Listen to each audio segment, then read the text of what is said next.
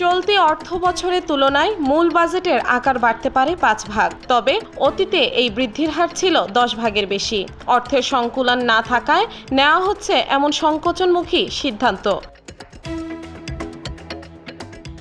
Budget ছোট রাখার পরামর্শও দিয়েছে ঋণদাতা সংস্থা আইএমএফ। বিশ্লেষকরা বলছেন, বাজেট বাস্তবায়নে অভ্যন্তরীণ আয় বৃদ্ধির বিকল্প নেই। অর্থের সংস্থান না করে ঋণের অর্থে বাজেট বাস্তবায়ন করা ঠিক হবে না। একেবারে শেষ পর্যায়ে বাজেট তৈরির কাজ। শুল্কায়ন নিয়ে জাতীয় রাজস্ব বোর্ড বা এনবিআর-এ চলছে ব্যস্ততা। নানামুখী আর্থিক সংকটের মধ্যে এসেছে বাজেট মুদ্রা বাজারে অস্থিরতা, অভ্যন্তরীণ আয়ের দুরবস্থা, ব্যাংক খাতে সংকট, উন্নয়ন কাজে স্রোতগতি আর্থিক খাতকে চাপে ফেলেছে।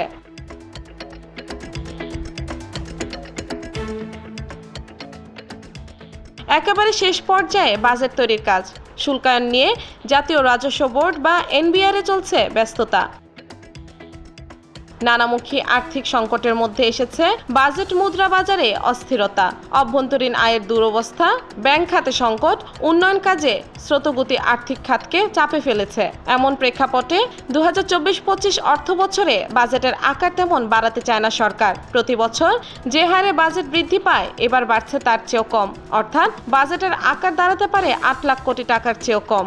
কোটি টাকার বাজেট বাংলাদেশের কনটেক্সটে কোনো বড় আকারের বাজেট না, এটা 13-14% বাজেট। ছোট আর্থিক খাত, ছোট রাজস্ব, এটা দিয়ে আমার বড় বাজেট করার কোনো সম্ভাবনা নাই। বাজেট বাস্তবায়নে আর্থিক টানাপোড়েনে আছে সরকার। ব্যাংক ব্যবস্থা এবং বৈদেশিক উৎস থেকে বাড়ছে ঋণ নেওয়ার প্রবণতা। ব্যাংক থেকে ঋণ নির্ভরতা বাড়ায় বঞ্চিত হচ্ছে উদ্যোক্তা, থমকে যাচ্ছে বিনিয়োগ। টাকা ছাপিয়ে সংকট সামাল দেবার উদ্যোগ উস্কে দিচ্ছে মূল্যস্ফীতি। মোবিলাইজেশন হওয়া উচিত 2.5 লক্ষ কোটি টাকা, 3 লক্ষ কোটি টাকা, সেটা হয় না। 2.5 লক্ষ 3 লক্ষ কোটি টাকা হলে পরে কোনো অসুবিধা হতো না, সরকারও নিত, ব্যক্তি খাতও পেত। কাঙ্ক্ষিত মাত্রায় বাড়ছে না অভ্যন্তরীণ আয়। বাজেট বাস্তবায়নে রাজস্ব খাতকে ঠেলে সাজাতে পরামর্শ দিয়েছে আইএমএফ। বলা হচ্ছে, আদায় বাড়ানো না গেলেও কেন দেয়া হচ্ছে উচ্চবিলাসী লক্ষ্যমাত্রা। কিন্তু 25-30 হাজার কোটি 40 হাজার কোটি টাকা যেখান থেকে সরকার কমাতে পারতো, সেটা সরকারের কাজে লাগতো। উদীয়মান অর্থনীতিতে অস্থিরতা স্বাভাবিক বলে মনে করেন সরকারের নির্ধারকরা। তাদের মতে সংকট সামাল দেওয়ার উদ্যোগ চলমান আছে। একটা পর্যায়ে পৌঁছে গেছি, স্বীকৃত এখন। সুতরাং আমাদের মধ্যে কাপড়টা বেশি হবে। আগামী জুন ঘোষণা করা হবে সরকারের এই মেয়াদের প্রথম বাজেট।